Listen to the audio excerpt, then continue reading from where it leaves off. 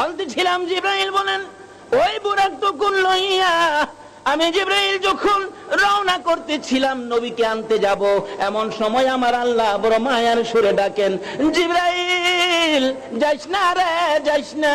প্রভু গো, কেন যাব না? তুমি না নির্দেশ করেছো যাওয়ার জন্য। আমার আল্লাহ বলেন, জিবরাইল রে, জান্নাত থেকে সুন্দর পোশাক নিয়ে যা। আমার বন্ধু যে পোশাক পরনে আছে রে, বেড়াইতে আসবে, আরশ বহনকারী ফেরেশতারা দেখবে, আকাশের ফেরেশতারা দেখবে, জান্নাতের হুরিরা দেখবে এই পোশাকগুলি তালি তুলি লাগানো আছে, ছিঁড়া আছে, তালি দেওয়া আছে। ও জিবরাইল, জান্নাত থেকে সুন্দর পোশাক আমার বন্ধুর জন্য নিয়ে যা।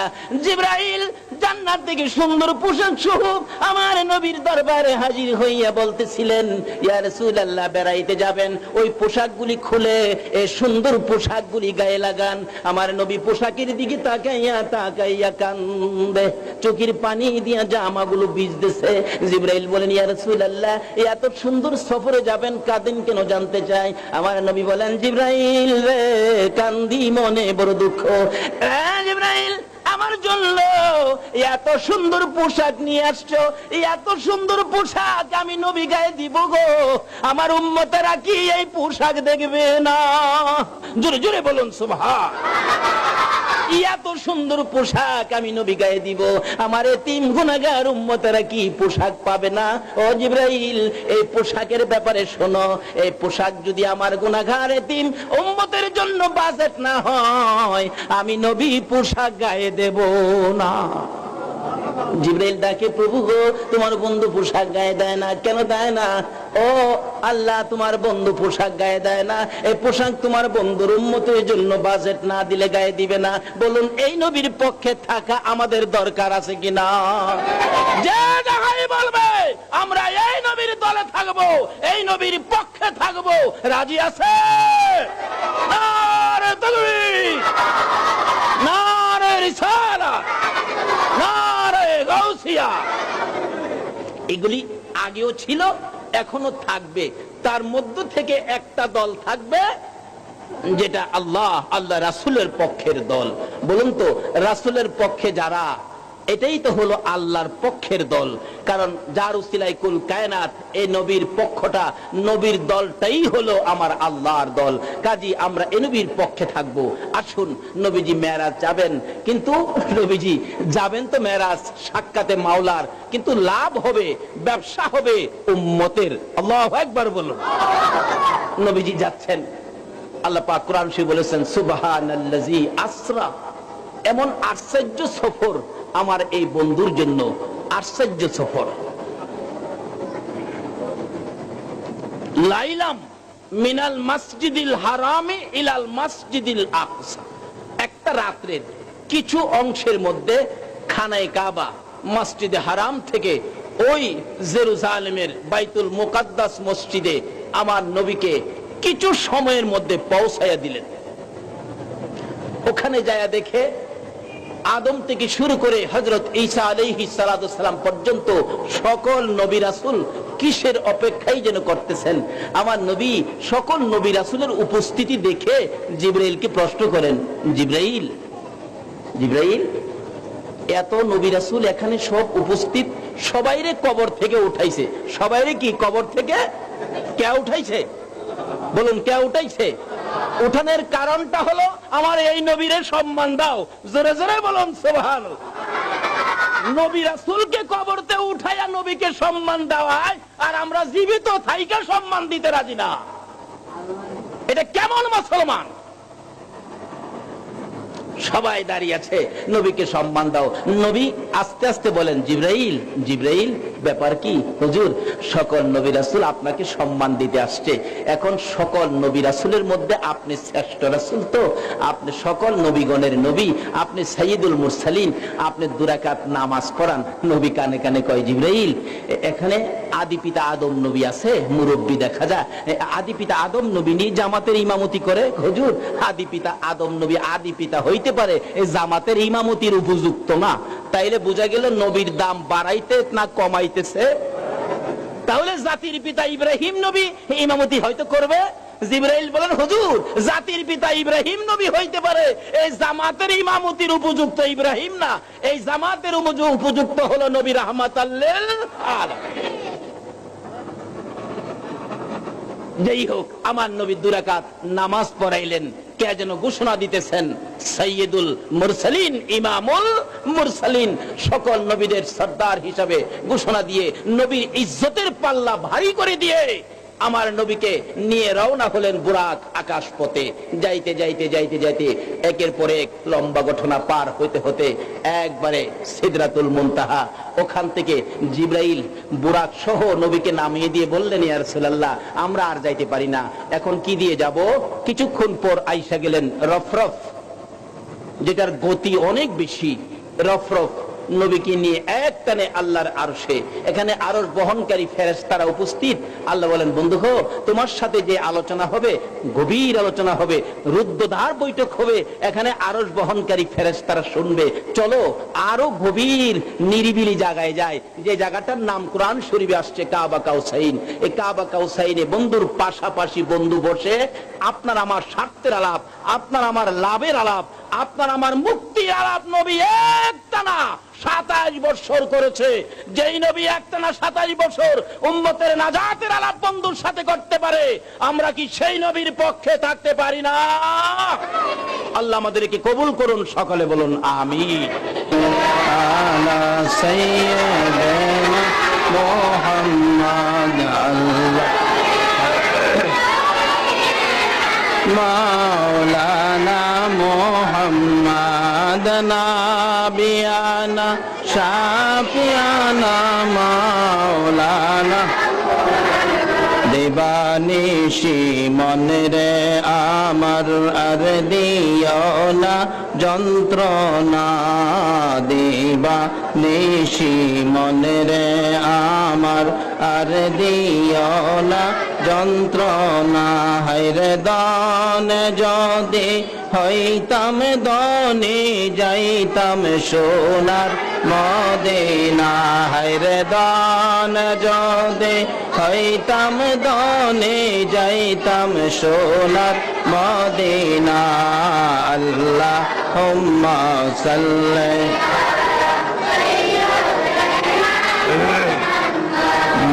নাবিয়ানা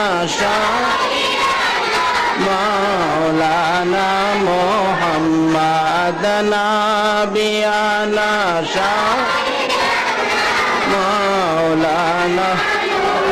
বলগল উলা বিকামালিহি কশফত দুজা বিজামালিহি হাসনাত জামিউ খিসালিহি সাল্লাল্লাহু আলাইহি। আসুন, এই পবিত্র চাঁদে আমার নবী মেরাজের সফর করে আসতেছেন। আচ্ছা, নবী কিছু নিয়ে আসলে আপনারা খুশি নাকি খালি হাতে আসলে খুশি?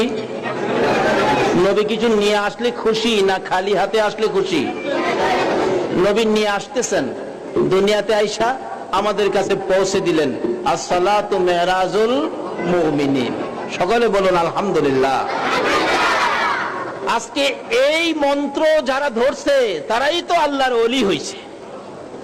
বলতেছিলাম ওলিদের যে পাওয়ার কত, কথাটা খেয়াল আসেনি? নবী মেরাজের কারণ, এত উপরে সফর কেন করলেন? দুনিয়াতে মানুষ অনেক মাতবুরি করবে, মানুষের সকল মাতবুরি যাতে আমার নবীর কাছে দুলিশাত হয়ে যায়, এই জন্য নবীকে এত উপরের সফর করাইলেন। বলতেছিলাম নবীজি সফর শেষে আসবেন, আসার সময় খালি হাতে আসে নাই, সাথে নিয়ে আসছেন উম্মতের জন্য একটা হাদিয়া, সেটা হলো আসসালাতু মেরাজুল মুমিনিন। এই মন্ত্র, এই ফর্মুলায় যারা আল্লাহর সাথে যোগাযোগ করেছে তারাই আল্লাহর ওলি হয়েছে। ওই রকম ওলিদের শক্তি, ওলিদের ক্ষমতা আছে কিনা, তাই বলতেছিলাম। সকল যুবকেরা মিলে ধরছে, হুজুর আমাদের মসজিদের উপর দিয়ে হিন্দু ভদ্রলোক উইরা যাবে, এটা আমরা মানতে পারি না। আসলে মানুষ কোনোদিন উড়তে পারে না, মানুষ উঠতে, কিন্তু তার কারণ ছিল ওই হিন্দু ভদ্রলোক উড়তো কখন? শয়তান আইসা ওনারে কাঁধে নিতেন, শয়তান ওনাকে কাঁধে নিয়ে আকাশে উঠতো মুসলমানদেরকে দুর্বল করার জন্য উঠতো। তো ওই আল্লাহর ওলি বললেন, দেখো মানুষ তো উড়তে পারে না। হুজুর উড়ে তো।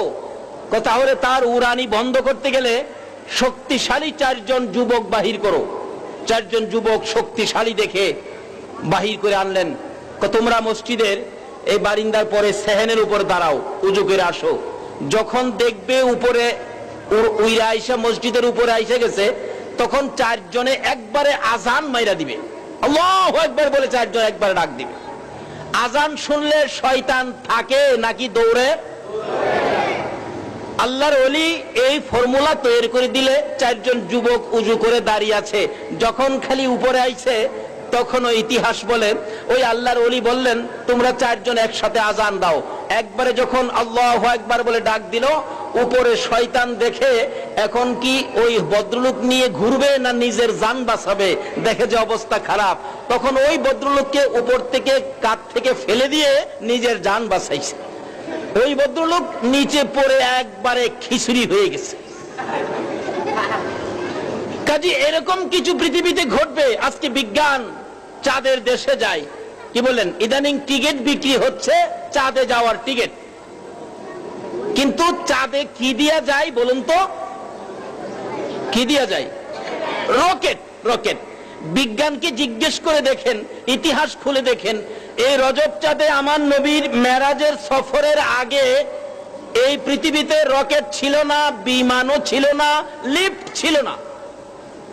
3টা জিনিস আবিষ্কার হয়েছে নবীর মেরাজের পর। সকল বিজ্ঞানীর বাবা হলো নবী মুহাম্মদুর রাসূলুল্লাহ সাল্লাল্লাহু আলাইহি সাল্লাম। বিজ্ঞানীরা শুনছে নবী নাকি মেরাজের সফরে যে বাহনটা দিয়ে গিয়েছেন, এটা কোরআন শরীফে বলা হয়েছে বারাকনা হাওলাহু। বারাকনা হাওলাহু। বুরাক নামের বাহন, এটা হাওয়ার সাথে উড়ে। আল্লাহু আকবার বলুন না। বিজ্ঞানীরা কয় বুরাক নামের বাহন হাওয়ার সাথে উড়ে। তখন তারা বুরাকের ব নিলেন। বুরাকের ব নিয়ে চেষ্টা ফিকির করতে করতে করতে করতে করতে করতে বিমান বানাইছে। দেখবেন বুরাক লেখতে যেই বটা লাগে, বিমান লেখতে ঠিক সেই বটাই লাগে। কিন্তু এই বিমানটা দিয়ে আবার বেশি উপরে যাওয়া যায় না। এটা আমেরিকা যায়, ইটালি যায়, ফ্রান্স যায়, সৌদি যায়, কুয়েত যায়, কাতার যায়, এইভাবে বেড়াইতে পারে, এই সমস্ত দূর দূর দেশে যাইতে পারে। কিন্তু চাঁদে বিমান যাইতে পারে না। চাঁদে যাইতে গেলে আরো দ্রুত গতির একটা বাহন। এটাও তারা চিন্তা করছে। তারা শুনছে নবী নাকি বুরাক দিয়ে গেছে সিদরাতুল মুনতাহায়, তারপরে নাকি আরেকটা বাহন ছিল, সেটার নাম কি জানি ছিল, রফরফ। তারা রফরফের র ধরেছে বিজ্ঞানীরা। রফরফের র ধরে চেষ্টা ফিকির চিন্তা করতে করতে দ্রুতগামী বাহন বানাইছে, যার নাম হলো রকেট। বুরাকের ব ধরে বিমান, রকেটের র ধরে রকেট। এর উপরে যাইবার আর কোন শক্তি তাদের নাই। এই পর্যন্ত আবিষ্কার করেছে নবীর মেরাজের উপর চিন্তা করে। আজকে লিফট টিপ দিলেই 120 তলা। বিজ্ঞান শুনছে নবী নাকি এক রাত্রের কিছু সময়ের মধ্যে 7 আসমান 7 জমিন পার হয়ে গেছে। এটা কিভাবে হইতে পারে? এটার উপর চিন্তা ফিকির করে বিজ্ঞান লিফট আবিষ্কার করেছে, টিপ দিলেই 120 তলা। আপনি ইতিহাস খুলে দেখুন, নবীর মেরাজের আগে পৃথিবীতে বিমান ছিল না, রকেট ছিল না, এমনকি লিফটও ছিল না। আমার নবীর মেরাজের সফরের পর বিজ্ঞানীরা এই সুযোগ পাইছে। জোরে জোরে কোন সুবহানাল্লাহ। যে নবীর উসিলাতে এত কিছু পাওয়া যায়, এই নবীকে ভালোবাসা দরকার আছে কিনা? এই নবীকে ভালোবাসলে লাভ হবে না লস হবে? নবীকে ভালোবাসা দিয়েছেন আল্লাহর ওলিরা। খাজা মঈনুদ্দিন চিশতি রহমাতুল্লাহর জীবনী খুলুন। উনি ছোট্ট বয়স থেকে আজকে আনোয়ারা থানায় আসলে সবচেয়ে বড় আনন্দ পাই বাচ্চাদের অবস্থা দেখলে। ছোট ছোট বাচ্চারা এরকম ভাবে অনেক জায়গায় মাহফিলে বাচ্চারা আসে, কিন্তু হাউকাউ করে, এই টুকটাক কথা কয়, ধাক্কা ধাক্কি করে, মারামারি করে। কিন্তু এখানে এত সুন্দর, এলাকার লোকজন এত ভদ্র। বাস্তবিক সামনে বলা ঠিক নয়, কিন্তু না বলে পারছি না। নিশ্চয়ই এলাকার লোকজন ভদ্র। আল্লাহ তাদেরকে হায়াত দিয়ে ওলি প্রেমিক, রাসূল প্রেমিক বানিয়ে দেখ। সকলে বলুন আমিন। যাই হোক, এরকম বাচ্চা বয়সেই খাজা মঈনুদ্দিন চিশতি রহমাতুল্লাহ আলাইহি মুরিদ হয়েছিলেন খাজা উসমান হারুনি রহমাতুল্লাহ আলাইহির কাছে। খাজা উসমান হারুনি রহমাতুল্লাহ আলাইহি বহুত বড় দরজার ওলি ছিলেন, কিন্তু বেলায়েতের দরজায় বাচ্চা বয়সেই খাজা মঈনুদ্দিন উচ্চ স্তরে পৌঁছে গেলেন, বেলায়েতের দরজায়। কারণ এই দরজায় উচ্চ স্তরের শিখরে পৌঁছতে গেলে হক্কানি আল্লাহর ওলিদের সাথে যোগাযোগ করতে হবে। ওলিদের দরবারে এমন একটা ক্লাস করানো হয় যেই ক্লাস শরীয়তের মাদ্রাসায় পড়ানো হয় না, এটা ইলমে মারিফাতের মাদ্রাসায় ঢুকতে হয়। খাজা মঈনুদ্দিন চিশতি রহমাতুল্লাহ আলাইহি আজকে ভারতের জমিনে ঘুমিয়ে আছে, সমস্ত পৃথিবীর মানুষকে পাগল বানিয়ে ঘুমিয়ে আছে আজকে আজমিরের জমিনে। উনি বাচ্চা বয়সে উচ্চ স্তরের বেলায়েতের দরজায় পৌঁছে গেলে ওনার পীর খাজা উসমান হারুনি একদিন বলেছিলেন, মঈনুদ্দিন জি, ওই যে হিন্দুরা আগুনের পূজা করে ওখান থেকে আমার জন্য একটু আগুন নিয়ে আসো। উনি বাচ্চা বয়স তো, আগুন আনতে গেলে যায় দেখে হিন্দুরা আগুনের পূজা করতেছে। বলতেছেন, আচ্ছা আপনারা আগুনের পূজা করেন, আমার একটু আগুন দিবেন? বাচ্চা বলতেছেন, খাজা মঈনুদ্দিন বাচ্চা বয়স বলতেছেন, আমার একটু আগুন দিবেন? করে না রে বাবা, আগুন তো দেওয়া যাবে না। কোথায় আপনারা আগুনের পূজা করেন কেন? আগুনের পূজা করি বাবা, এটা তুমি বুঝবা না। কথা হলে একটু বুঝি, আপনারা আগুনের ভিতরে জানতো।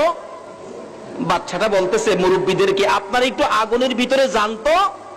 হগল হিন্দুরা কয়, বাবা বাচ্চা মানুষ বুঝবা না, আগুনে গেলে তো আগুনে পুরে ছাই করে দিবে। তাহলে আপনারা পূজা করেন তারপরও আগুনকে ভয় পান। আমি মঈনুদ্দিন আগুনের পূজা করি না, আমি আল্লাহর পূজা করি। আমি একটু আগুনের ভিতরে যাই। হগল হিন্দুরা কয়, বাবা ছাই হয়ে যাইবা, বাবা আগুনের ভিতরে যাইও না, শেষ হয়ে যাইবা, দেখি আগুনে আমাকে শেষ করতে পারে কিনা। খাজা মঈনুদ্দিন চিশতি রহমাতুল্লাহ আলাইহি আগুনের ভিতরে আস্তে আস্তে ঢুকতেছে, জোরে জোরে বলেন সুবহানাল্লাহ। আগুনের ভিতরে ঢুকে খাজা মঈনুদ্দিন মাঝখানে দাঁড়াইয়া রইছে। অথচ কোরআন শরীফের তাফসীর খুলুন, আল্লাহর খলিল ইব্রাহিমকে নমরুদ যখন আগুনে ফেলে দিয়েছিল, আমার আল্লাহ নোটিশ করতে হয়েছে, কুলনা ইয়া না রুকুনি বারদা ওয়া সালামান আলা ইব্রাহিম, আমার ইব্রাহিমের জন্য আগুন তুমি শান্তিদায়ক হয়ে যাও। আল্লাহ নির্দেশ করে, নোটিশ করে। আর নবীর উম্মত খাজা মঈনুদ্দিন আল্লাহর ওলি আগুনের ভিতরে ঢুকলে আল্লাহর নোটিশ ছাড়াই আগুন ঠান্ডা হয়ে যায়। জোরে জোরে বলুন সুবহানাল্লাহ। আগুন ঠান্ডা।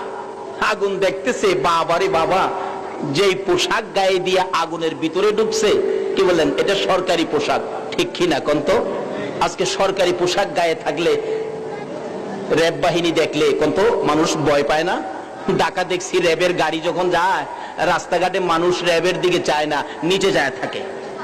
অথচ তারা তো আমাদেরই ছেলেবে, আমাদেরই পুত ভাতিজা, আমাদেরই ভাই ভাতিজা।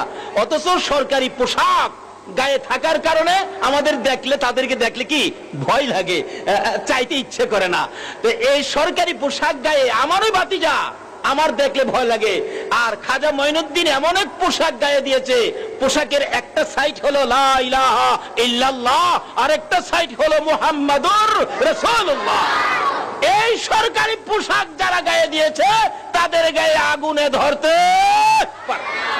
হাসুরের দিন আমার আল্লাহ নির্দেশ দিবেন, জাহান্নামের আগুন, ওই যে কতগুলো লোক দেখা যায়, তোমরা তাদেরকে পাকড়াও করো, গ্রাস করো।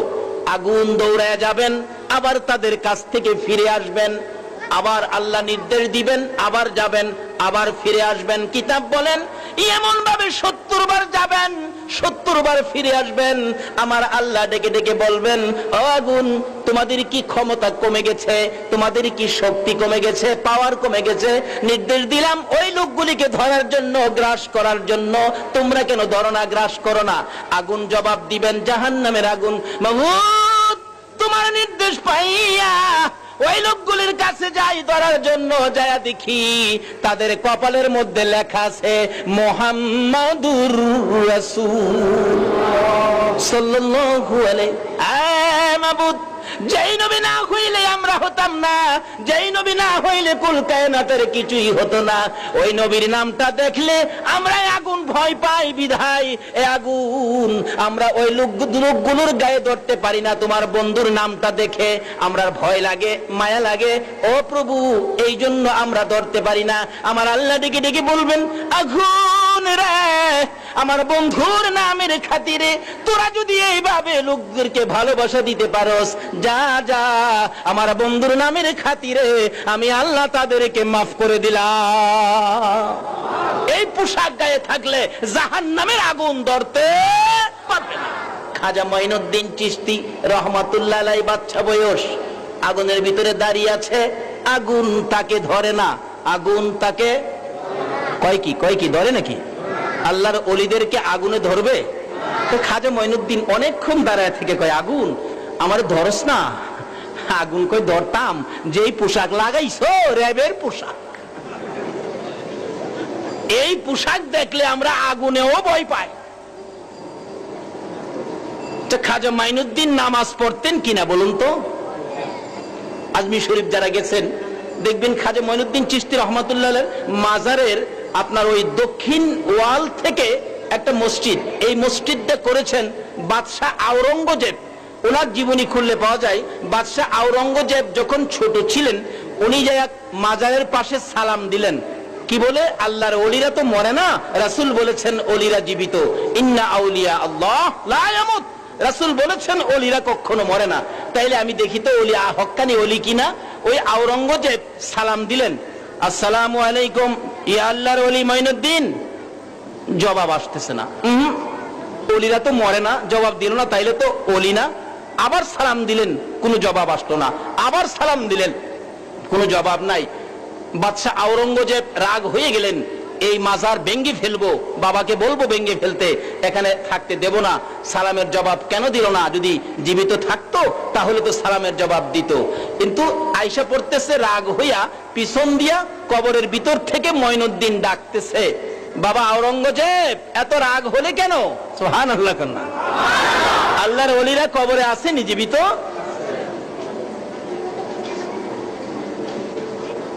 আমি সালাম দিলাম, জবাব দিলেন না কেন? খাজা মঈনুদ্দিন চিশতি বলতেছেন কবর থেকে, বাবা তুমি যখন প্রথম সালাম দিলে আমি তো তখন নামাজের মধ্যে ছিলাম, অথচ কবরে কোনো ইবাদত নাই, নামাজ রোজা কিছুই করতে হয় না, নেক কাজও করতে পারে না, গুনাহও করতে পারে না। তখন বললেন আমি তো নামাজে ছিলাম। তাহলে বোঝা গেল মঈনুদ্দিনের নামাজের আমল আসছিল। কি বলেন? আমল কি আসছিল? বিধায় কবরেও নামাজে দাঁড়িয়ে রইছে। তুমি যখন দ্বিতীয়বার সালাম দিলে আমি তো নামাজে ছিলাম, তৃতীয়বার নামাজে ছিলাম, এখন সালাম ফিরাইয়া তোমার সালামের জবাব দিলাম, বাবা রাগ হইও না। উনি বললেন, কবরে থেকেও আপনি নামাজ পড়েন? কহ, তাহলে নামাজের এত গুরুত্ব দিলেন আপনি? দুনিয়াতে তো নামাজ পড়ছেনই, কিভাবে পড়ছেন এটাও প্রমাণ আছে।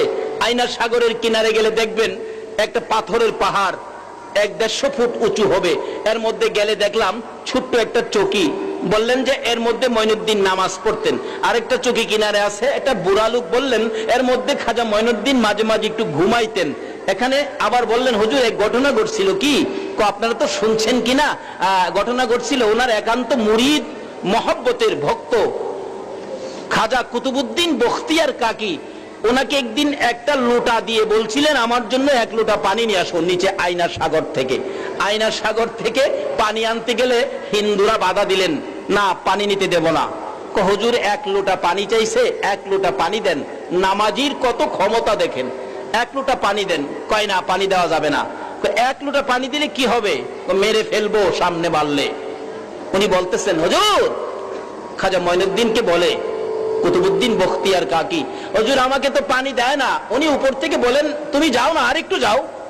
যাইতে দেয় না তো হুজুর, যাইলে আরেকটু যাইলে আমারে মারবে। খাজা মঈনুদ্দিন চিশতি রহমাতুল্লাহ আলাইহি উপর থেকে ডাকতেছেন, এই পানি, আয়না সাগরের পানি।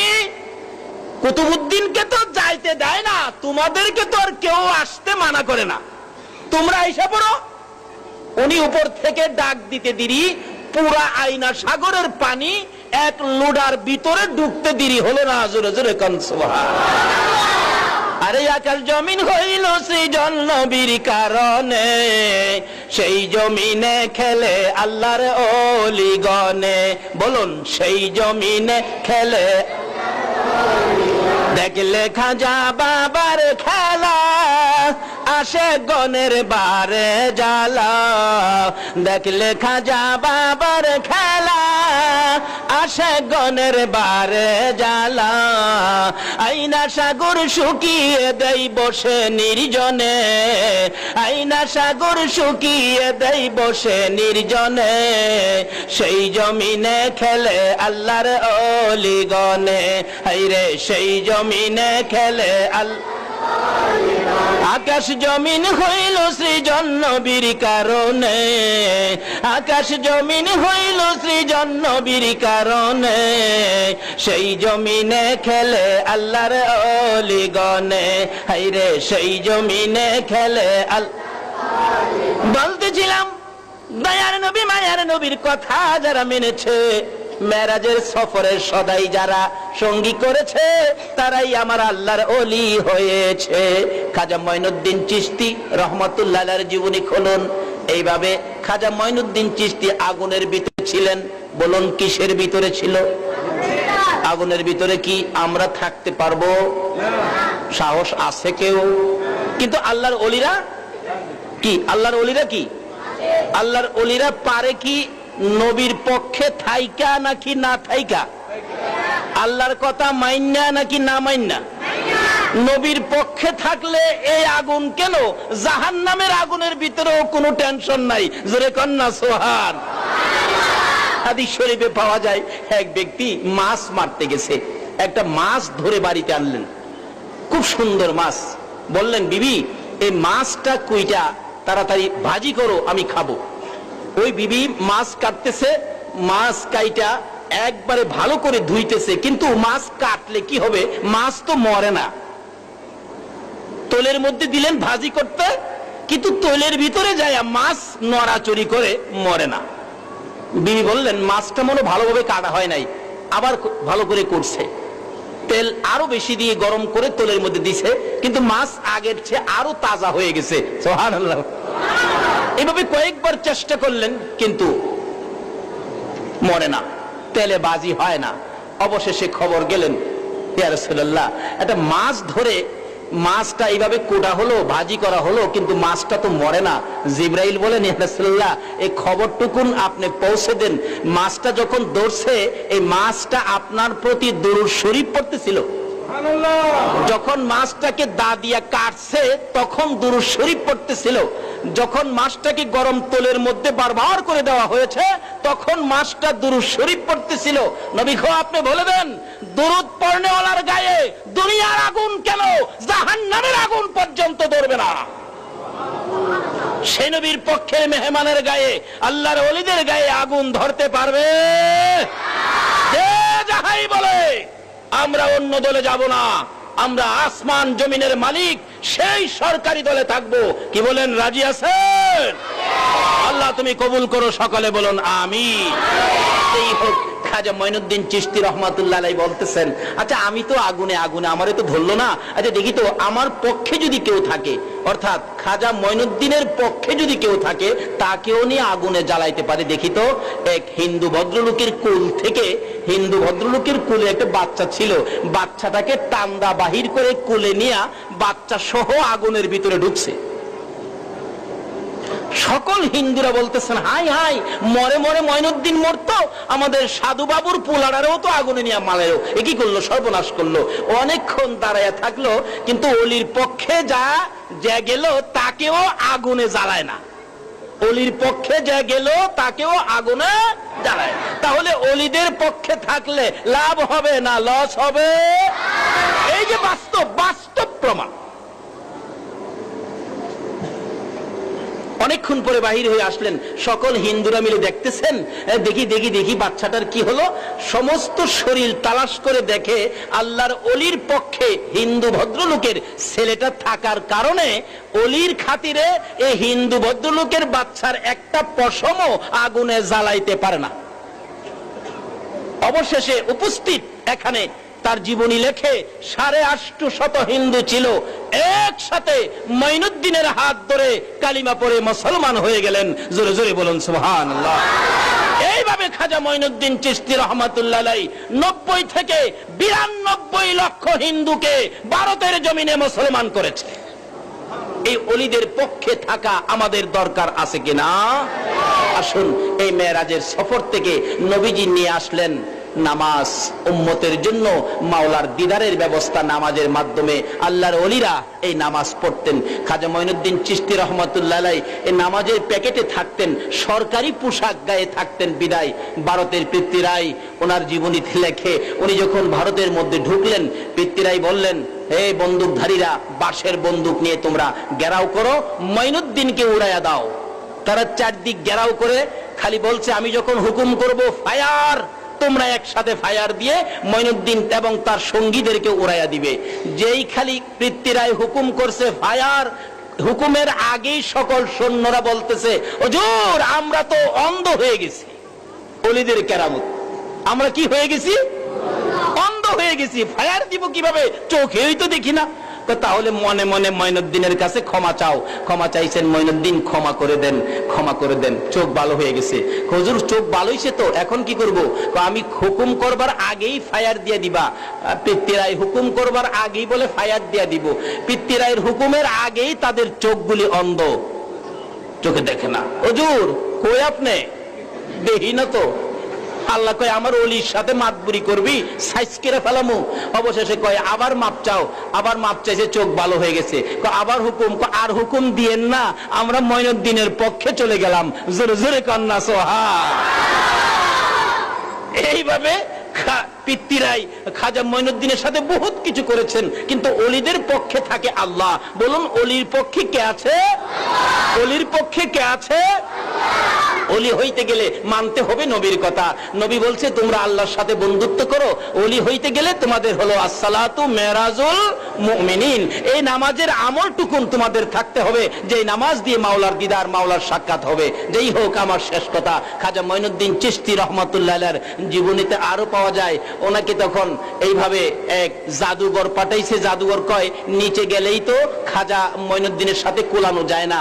এই জাদুকর একবারে আকাশে গিয়া উইটা বসছে, আকাশে আকাশে উইটা ডাকতেছে, মঈনুদ্দিন তুমি জমিনের মধ্যে বহু বাহাদুরি করেছো, বেটা হইলে উপরে আসো।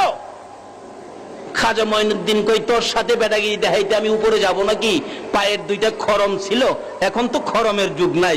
আগিলা মুরব্বীরা খরম দেখছেন, দুইটা খরম পাও থেকে খুইলা ছাইরা দিছে, দুইটা খরম হেলিকপ্টার স্কার্ডের মতো যাইতেছে। উপরে যাইয়া জাদুগিরের দুই গালের কাছে দুই খরম দাঁড়াইছে। জাদুঘর ডাইন দিকে ফিরছে, এটা কি আইলো দেখবার লেগা, বাম দিকেরটা শুরু করে দিছে আর কি। বাম দিকে ফিরলে ডাইন দিকেরটা মারে। এইভাবে খরম দা বাইরাইয়া খাজা মঈনুদ্দিনের ফায়ে নিয়া ফালাইছে। জোরে জোরে কোন সুবহান। এই সমস্ত কাণ্ড কারখানা যারা করেছে, আমরা তাদের সাথে আছি, তাদের পক্ষে থাকবো, তাদের কথা মানবো। আল্লাহ আমাদেরকে সেই বুঝ, সেই তৌফিক দান করো। সকলে বলুন আমিন। আমি আর সামনে বাড়তেছি না, হুজুরকে বসায় রেখে অনেক বেয়াদবি করেছি। আমি একটু মুক্তসুর দোয়া করে বিদায় হব। সকলে একটু দোয়ায় শরীক হন। দোয়া চাইলেন, 100 টাকা হাদিয়া দিয়া দোয়া চাইছে একটা মহিলা, নাম কি? জাহেদা বেগম। জাহেদা বেগম দোয়া চাইছেন, তাই আমি একটু মুক্তসুর, হাসপাতালে আছেন, আমি একটু মুক্তসুর। আরেকজন বিদেশ যাবে, হ্যাঁ বিদেশ যাবে, দোয়া চাইছে। আল্লাহ বিদেশ যাবে, দোয়া চাইছে। এতগুলি মানুষের ডাক তুমি কিভাবে ফেলে দিবা? আল্লাহ তাকে বিদেশ যাওয়ার ব্যবস্থা করে দাও। সকলে বলুন আমিন। আল্লাহুম্মা আমিন। রব্বানা যালামনা আনফুসানা ওয়া ইল্লাম তাগফির লানা ওয়া তারহামনা লানাকুনান্না মিনাল খাসিরিন। রব্বিরহামহুমা কামা রব্বায়ানি সগীর। রব্বুল আলামিন জান্নাতের বাগানে বসে জান্নাতি মেহমান লইয়া, মাবুদ রে এ রজব চাঁদে তোমার শাহী দরবারে হাত বাড়াইছি। মাবুদ গো, আমরা কিভাবে যাব তোমার দরবারে? আমাদের বুরাক নাই, রফরফ নাই, কিভাবে তোমার সাথে সাক্ষাৎ করব? তোমার বন্ধু বলেছে নামাজের মাধ্যমে সাক্ষাৎ করার জন্য। মাবুদ, আমরা নামাজি হইয়া তোমার দরবারে হাত বাড়াইলাম, তোমার দিদারের আশায়, সাক্ষাতের আশায়। আমরা যারা হাত বাড়াইছি, আমাদের সকলকে তুমি কবুল আর মঞ্জুর করে লাও। রজব চাঁদের বরকতময় মাহফিলে বসে আমরা যারা হাত বাড়াইছি, মাবুদ রে, জানি না জীবনে কত গুনাহ করেছি। গুনার হিসাব যদি তুমি জিগাও, আমরা লজ্জা পাবো গো আল্লাহ। হিসাব জিগাইয়া আমাদেরকে লজ্জা দিও না। আমরা লজ্জা দিলে তোমার কি লাভ হবে? আমরা তোমার আখিরি নবীর উম্মত, যেই নবী উম্মতের মায়ায় এখনো মদিনায় শুইয়া শুইয়া কান্দে। মাউত তোমার নবী আরশে গেল না, সিদরাতুল মুনতাহায় গেল না, জান্নাতুল ফিরদাউসে গেল না, উম্মতের মায়ায় মদিনা শুইয়া কান্দে। আমাদেরকে গুনাহগার বানাইয়া তোমার নবীরে কান্দায়ও না গো আল্লাহ। এই মাহফিলে এই রজব চাঁদে তোমার বন্ধুর মেরাজের উসিলায় আমাদের সকলের জীবনের গুনাহগুলো ক্ষমা করে দাও। হ্যাঁ মাবুদ, জীবনের গুনাহ ক্ষমার আশার দরখাস্তের পর আর একটা দরখাস্ত করি, তুমি কিন্তু রাগ হয়ো না। আমরা যারা হাত বাড়াইছি এই মাহফিলে জানি না কার মনে কি ব্যথা, কার মনে কি দুঃখ, কার জানি মনে ব্যথা মা নাই রে, কার জানি মনে ব্যথা বাবা নাই রে। অন্য ছেলে মেয়েরা যখন মা মা কইয়া কান্দে, যার বাবা নাই সে দুইটা চোখের পানি ছাড়ে। অন্য ছেলে মেয়েরা যখন বাবা বাবা কইয়া ডাকে, যার বাবা নাই তার কলিজায় আগুন জ্বলে।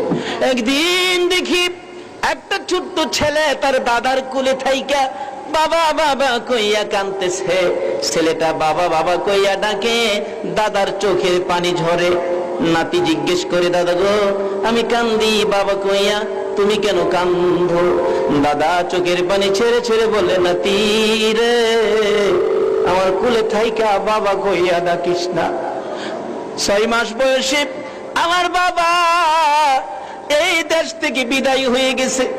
জীবনে কোনদিন তোর মতো বাবা কইয়া আমি আমার বাবারে ডাকতে পারছি না। আমার সামনে যদি কেউ বাবা কইয়া ডাকে রে, আমার কলিজা মানে না, চোখের পানি ঝরঝর করে পড়ে। হ্যাঁ মাবুদ, এই বাবার অভাবে কে জানি হাত বাড়াইছে। মাবুদ, ওই নাতি তখন বলতেছিল, দাদা তুমি যদি বাবা কইয়া ডাকলে তুমি কান্দো, আমি মা মা কইয়া ডাকবো। দাদা আরো কান্দে, নাতি রে মা মা কইয়া ডাকিস না। আমাকে 3 মাসের ফালাইয়া আমার মা দুনিয়া থেকে বিদায় হয়েছে। জীবনে কোনদিন মা বলে ডাকতে পারি নাই। কেউ যদি আমার সামনে মা মা কইয়া ডাকে রে, আমার কলিজা মানে না, আমার কলিজা মানে না। মায়ের অভাবী বাবার অভাবী যারা হাত বাড়াইছে গো আল্লাহ, আর দেরি করো না, ওই সকল মা বাবার কবর জান্নাতের বাগান বানাইয়া দাও। আমার মতো মায়ের অভাবী কে জানি হাত বাড়াইছে। এই মায়ের কুলে জীবনে কত পসরা পায়খানা করেছি। অন্য মহিলারা কাছে থাকলে নাকে কাপড় দিত, মা দরদি জীবনে নাকে কাপড় দেয় না। হে দরদি মা কার জানি কবরের আল্লাহ। ওই মার বাবার পক্ষ থেকে ক্ষমা চাই, তাদের কবরগুলো জান্নাতের বাগান বানাইয়া দাও। তাদের কবরগুলো এই রজব চাঁদে দুরূদ সালামের প্যাকেট করে তোমার কুদরতি হাতে আমানত করলাম। দয়ার নবী মায়ার নবীর রওজার সাথে যোগ করে দাও গো আল্লাহ। মাবুদ, আমাদের সামনে ডাইনে বামে পিছনে কতগুলো কবরস্থান প্রভু, এই কবরস্থানে যারা ঘুমিয়ে আছে সকলের পক্ষ থেকে ক্ষমা চাই, তাদের কবরগুলো জান্নাতের বাগান বানাইয়া দাও। মাবুদ, এই মাহফিল কমিটির যুবকদের নামের তালিকা দেওয়া হয়েছে প্রভু, সকলের নাম বলা সম্ভব নয়, তুমি তো নাম জানো। এই নামগুলি তোমার দরবারে আমানত করলাম। এই মাহফিল কমিটির যুবকদেরকে তুমি খালেদ বিন ওলীদের মতো বানাইয়া দাও। কাল কিয়ামতে নবীর পাগল হাসাইন, নবীর পাগল হুসাইনের সাথে হাসর নসিব করে দিও গো আল্লাহ। ইয়া আল্লাহ, তাদেরকে তুমি নবীর পক্ষে কবুল করে বেশি বেশি করে নেক হায়াত বাড়াইয়া দাও। মাবুদ, দোয়া চাইলেন একটা মহিলা হসপিটালে, প্রভু গো তাকে সুস্থ করে নেক হায়াত বাড়াইয়া দাও। দোয়া চাইলেন এক ছেলে বাহিরে যাবে, আল্লাহ তার মনের আশা পুরা করে বিদেশ সহজ করে সহজ মতে যাওয়ার ব্যবস্থা করে দাও গো আল্লাহ। আর যারা বিদেশে আছে সবাইকে হেফাজতে রাখো গো আল্লাহ। মাবুদ, মাবুদ রে, এই মাহফিলে দূর দূরান্ত থেকে যারা কষ্ট করে আসছে, মেরাজের বরকত এই মাহফিলের বরকত সহ আমাদের সবাইকে নসিব করে দাও গো আল্লাহ। আলোচনা চলবে, এ আল্লাহ যতক্ষণ আলোচনা চলে সবাইকে তুমি আলোচনা শোনার তৌফিক দান করে দাও গো আল্লাহ। এই মাহফিলের বরকত আমাকে সহ সবাইকে নসিব করে দাও গো আল্লাহ। যেই পথে চলিলে তুমি তোমার বন্ধু রাজি খুশি থাকো, ওই পথে চলার তৌফিক আমাদেরকে দান করে দাও গো আল্লাহ। মাবুদ, মাবুদ রে, আমার বন্ধু মতিন ভাইয়ের ছেলে হয়েছে, আল্লাহ তুমি তার ছেলের হায়াত বাড়াইয়া দাও, অকালে মৃত্যু দিও না, মা বাবার কলিজায় আগুন জ্বালাইও না। এইভাবে যাদেরকে ছেলে মেয়ে দিয়েছো সকলের ছেলে মেয়েদেরকে তুমি হায়াত বাড়াইয়া দাও, অকালে মৃত্যু দিও না, মা বাবার কলিজায় আগুন জ্বালাইও না। ছেলে মেয়েদের মুখে এতিমের দাগ লাগাইও না, ছেলে মেয়েদের মা বাবার হায়াত বাড়াইয়া দাও। ইয়া আল্লাহ, আমাদের সকলকে তুমি যেই পথে চলিলে তুমি তোমার বন্ধু রাজি খুশি থাকো, ওই পথে চলার তৌফিক দান করে দাও। যেই পথে তোমার ওলিগণ চলেছে আমাদেরকে ওই পথ দেখাইয়া দাও। ইয়া আল্লাহ, আমাদের সকলকে মাহফিলের উসিলায় বেশি বেশি করে নেক হায়াত বাড়াইয়া দাও। যতগুলো দরখাস্ত করলাম মাহফিলের উসিলায়, নবীর মেরাজের উসিলায়, আমাদের সবগুলো দরখাস্ত কবুল আর মঞ্জুর করো গো আল্লাহ। ওয়া সাল্লাল্লাহু তাআলা আলা খায়রি খালকিহি মুহাম্মাদ ওয়া আলা আলিহি ওয়া আসহাবিহি আজমাইন বিহাক্কি লা ইলাহা ইল্লাল্লাহু মুহাম্মাদুর রাসূল। সুমাইয়া ভালোবাসেন আমার নবীকে, আল্লাহু আকবার বলুন।